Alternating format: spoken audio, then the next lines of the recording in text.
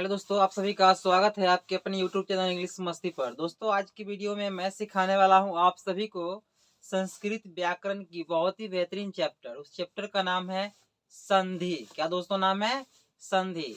तो आइए हम लोग उस संधि के बारे में बिल्कुल जानते हैं। बेसिक जानकारी और बेसिक जानकारी से एडवांस के बारे में हम लोग कंप्लीट इस चैप्टर को पूरा करेंगे।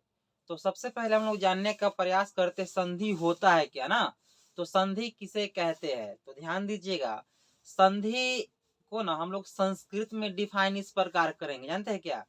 परह सन्निकर्ष सन्निहिता।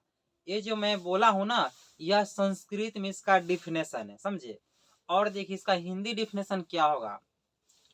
दो या दो से अधिक वर्णों के मेल से जो विकार उत्पन्न होता है उसे ही संधि कहते हैं।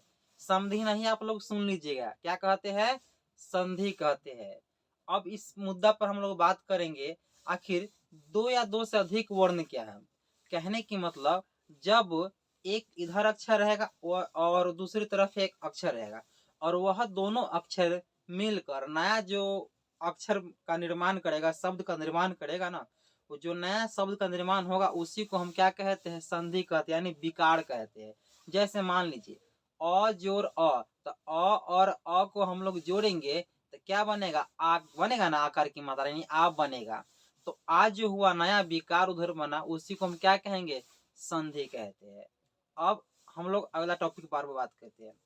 देखिए संधि का अर्थ क्या होता है। तो संधि का अर्थ होता है जोड़ना। क्या होता है? जोड़ना।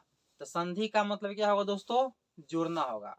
और एक और खास बात समझ लीजिए, संधि विच्छेद का अर्थ होता है तोड़ना, यानी दो या दो से अधिक भागों को आपस में और खंडित करना, तोड़ना।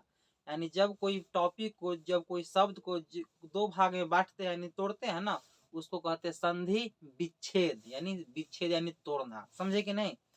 तो हम लोग अभी जान गए संधि किसे कहते हैं। संस्कृत और हिंदी दोनों डिफिनेशन कंप्लीट हो गया।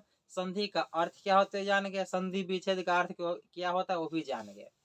अब चलते हैं संधि कितने प्रकार के होता है उसको हम लोग समझते हैं। देखिए संधि मुख्यतः तीन प्रकार के होता है दोस्तों। पहली हो जाएगी स्वर संधि, दूसरी हो जाएगी व्यंजन संधि और तीसरी हो जाएगी विसर्ग संधि। समझे कि नहीं?